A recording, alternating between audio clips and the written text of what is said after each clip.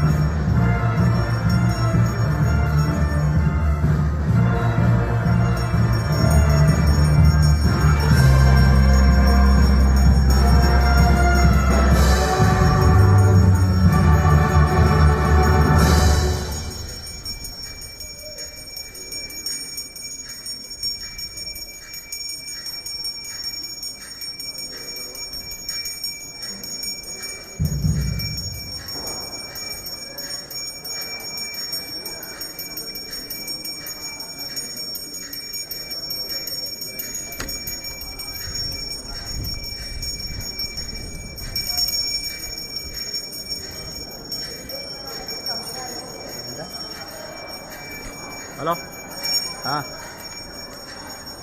Phone ಎತ್ತಕ Bluetooth ಇಲ್ಲ, Bluetooth charge ಖಾಲಿ ಆಗದ, ಅದು ಸಮಸ್ಯೆ. ಎಸ್, ಆಗಲೇ ಒಂದು ಗಮನಿಸಿದ್ರಿ ನೀವು, ರಾಜರು ಪೂಜೆ ಮಾಡುವಂತಹ ಸಂದರ್ಭದಲ್ಲಿ ಎಷ್ಟು ಗಾಂಭೀರತೆಯಿಂದ ನಿಂತ್ಕೊಂಡಿದ್ದ ಅಭಿಮನ್ಯು ಅಂಥೇಳಿ. ಬಹಳ ನೀಟಾಗಿ ರೆಡಿಯಾಗಿ ಹೊಸ ಬಟ್ಟೆಯನ್ನು ಧರಿಸ್ಕೊಂಡು, ರೇಷ್ಮೆಯ ಬಟ್ಟೆಯನ್ನು ಧರಿಸ್ಕೊಂಡು, ಬಾಲದಿಂದ ಹಿಡಿದು ಸೊಂಡಿಲಿನವರೆಗೂ ಕೂಡ ಅಲಂಕೃತಗೊಂಡು, ಅಷ್ಟು ದೊಡ್ಡ ದೇಹ ಇದ್ದರೂ ಕೂಡ ಏನು ಗೊತ್ತಾಗದಂಥ ರೀತಿಯಾಗಿ ಮುಗ್ಧನಾಗಿ ನಿಂತ್ಕೊಂಡು ಪೂಜೆಯನ್ನು ಅವನು ಸಮರ್ಪಣೆ ಮಾಡಿಕೊಳ್ತಾ ಇದ್ದಂತಹ ರೀತಿ ಒಂದು ರೀತಿಯಾಗಿ ಅಟ್ರಾಕ್ಷನ್ ಆಗಿ ಕಾಣಿಸ್ತು, ಬಹಳ ಆಕರ್ಷಣೀಯವಾಗಿ ಕಾಣಿಸಿದಂತಹ ದೃಶ್ಯ ಅದು. ಅದಾದಂತಹ ನಂತರವಾಗಿ ಹಸುಗಳು ಬಂತು.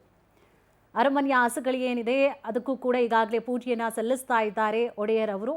ಬಹಳ ನೋಡಿ ಅಲಂಕೃತಗೊಂಡಿರುವಂಥದ್ದನ್ನ ಕೂಡ ಗಮನಿಸ್ತಾ ಇದ್ದೀರಿ. ಬಾಲದಿಂದ ಹಿಡಿದು ಪಟ್ಟದ ಆನೆ ಇರ್ಬೋದು, ಹಸುಗಳಿರ್ಬೋದು ಅಥವಾ ಕುದುರೆಗಳಿರ್ಬೋದು, ಸೊ ಎಲ್ಲದಕ್ಕೂ ಕೂಡ ಅಲಂಕಾರವನ್ನು ಮಾಡಲಾಗಿದೆ. ರಾತ್ರಿಯಿಂದಲೇ ಕೂಡ ಇದಕ್ಕೆ ಭಾಳಷ್ಟು ಪ್ರಿಪ್ರೇಷನನ್ನು ಕೂಡ ಮಾಡ್ಕೊಳ್ತಾರೆ. ಜೊತೆಗೆ ಡಿಸೈನ್ ಮಾಡಲಿಕ್ಕೆ, ಚಿತ್ರವನ್ನು ಬರೀಲಿಕ್ಕೋಸ್ಕರ ಅಂತಲೇ ಹೊರಗಡೆಯಿಂದ ಕರೆಸಿರ್ತಾರೆ. ಸೊಂಡಿಲಿನಿಂದ ಹಿಡಿದು ಆ ಕೊಂಬುಗಳವರೆಗೂ ಕೂಡ ಚಿತ್ರಿಸಬೇಕು ಅನ್ನುವಂತಹ ಕಾರಣವಾಗಿ ರಾತ್ರಿನೇ ಕರೆಸ್ಕೊಂಡಿರ್ತಾರೆ. ಸೊ ಆ ಒಂದು ಚಿತ್ತಾರ ಕಾಣಿಸಬೇಕು. ಹಬ್ಬ ಅಲ್ವಾ, ಹಬ್ಬ ಅಂದ್ರೇ ಅದು ಸಡಗರ, ವೈಭವ ಅಂತ ಹೇಳಿ ರೇಷ್ಮೆ ಬಟ್ಟೆಗಳನ್ನು ಅಥವಾ ವಸ್ತ್ರಗಳನ್ನು ಕೂಡ ಧರಿಸಲಾಗತ್ತೆ, ಚಿತ್ತಾರವನ್ನು ಕೂಡ ಮೂಡಿಸಲಾಗತ್ತೆ. ಹಸುಗಳಿರ್ಬೋದು ಅಥವಾ ಪಟ್ಟದ ಆನೆ ಇರಬಹುದು, ಪಟ್ಟದ ಕುದುರೆಗಳ ಮೇಲೆ ಚಿತ್ರವನ್ನು ಕೂಡ ಅಲ್ಲಿ ಕೆತ್ತಲಾಗತ್ತೆ. ಸೊ ಅದರ ಜೊತೆಗೆ ಎಷ್ಟು ಮುಗ್ಧವಾಗಿ ಸೈಲೆಂಟಾಗಿ ನಿಂತ್ಕೊಂಡಿದೆ ನೋಡಿ, ಅದೊಂದು ಗಮನಿಸಬೇಕಾದಂತಹ ವಿಚಾರ. ಹಿಂದೆ ಅಭಿಮನ್ಯು ಕೂಡ ಅಷ್ಟೇ, ಅಷ್ಟು ದೊಡ್ಡದಾದಂತಹ ದೇಹ ಇದ್ದರೂ ಕೂಡ ಕಮಕ್ಕಿಮಕ್ಕಂದೆ ಸುಮ್ಮನೆ ಪೂಜೆ ಮಾಡಿಸ್ಕೊಳ್ತಾ ನಿಂತಿದ್ದಂತಹ ರೀತಿಯೂ ಕೂಡ ಭಾಳಷ್ಟು ಆಕರ್ಷಣೀಯವಾಗಿಯೂ ಕೂಡ ಕಾಣಿಸಿಕೊಳ್ಳುತ್ತದೆ. ಜೊತೆಗೆ ಈಗ ಹಸುಗಳನ್ನು ಕೂಡ ಗಮನಿಸ್ತಾ ಇದ್ದೀರಿ. ಸೊ ಒಂದೊಂದೇ ಏನು ಪ್ರಾಣಿಗಳಿದೆ, ಈಗ ಯುದ್ಧ ಅಂತಂದಾಗ ಆಯುಧಗಳನ್ನು ಮಾತ್ರ ಬಳಕೆ ಮಾಡ್ಕೊಳ್ತಾ ಇರಲಿಲ್ಲ. ಯುದ್ಧಕ್ಕೆ ಬೇಕಾಗುವಂಥದ್ದು ಪಟ್ಟದ ಆನೆಗಳನ್ನು ಬಳಕೆ ಮಾಡ್ಕೊಳ್ಳಾಗ್ತಾ ಇತ್ತು, ಕುದುರೆಗಳಿರ್ಬೋದು, ಹಸುಗಳ ಬಳಕೆಯನ್ನು ಕೂಡ ಮಾಡ್ಕೊಳ್ಳಾಗ್ತಾ ಇತ್ತು. ಸೊ ಹಾಗೆ ಏನೆಲ್ಲ ಬಳಕೆ ಆಗ್ತಾ ಇತ್ತು ಯುದ್ಧದ ಸಂದರ್ಭದಲ್ಲಿ ಅವೆಲ್ಲದರ ಒಂದು ಪೂಜಾ ಕೈಂಕರ್ಯಗಳನ್ನು ಕೂಡ ಈಗಾಗಲೇ ಒಡೆಯರವರು ಮಾಡ್ತಾ ಇದ್ದಾರೆ. ಗಮನಿಸ್ತಾ ಇರ್ಬೋದು ನೀವು ಈಗಾಗಲೇ. ಪ್ರಮುಖವಾದಂತಹ ಆಕರ್ಷಣೆ, ರಾಜ ನಡಿಗೆಯನ್ನು ಹಾಕೊಂಡು ಎಷ್ಟು ಅದ್ಭುತವಾಗಿ ಬರ್ತಾ ಇದ್ದಾನೆ, ಎಷ್ಟು ಅಲಂಕಾರಗೊಂಡಿದ್ದಾನೆ ನೋಡಿ, ಎಷ್ಟು ಭಾಳ ಅದ್ಭುತವಾಗಿ ಕಾಣಿಸ್ತಾ ಇದ್ದಾನೆ ನಮ್ಮ ಅಭಿಮನ್ಯು. ಭೀಮ ಇರಬಹುದು, ಎಲ್ಲರೂ ಕೂಡ 16 ಆನೆಗಳು ಏನು ಸಾಥ್ ಕೊಡ್ತದೆ.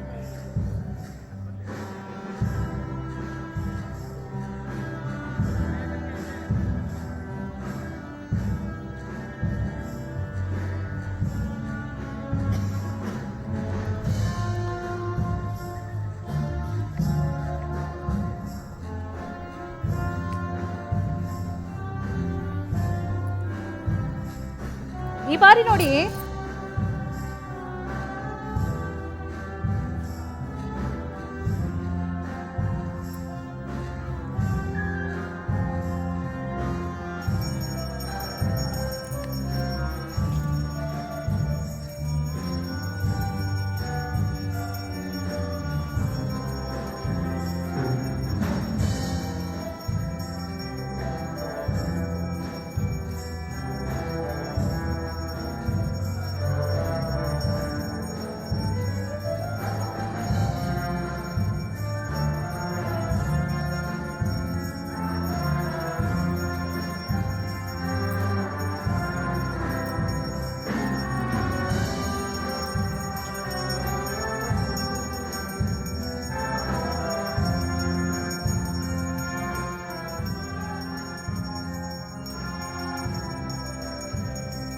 ಯದುವೀರ್ ಅವರು ಈಗಾಗಲೇ ಪೂಜೆಯನ್ನು ಸಲ್ಲಿಸ್ತಾ ಇರುವಂತಹ ನೇರ ದೃಶ್ಯಾವಳಿಗಳು ಒಂದು ಕಡೆಯಾದರೆ, ಕೆಳಗಡೆ ಪೂಜೆಯನ್ನು ಸಲ್ಲಿಸ್ತಾ ಇದ್ದಾರೆ ಅವರು.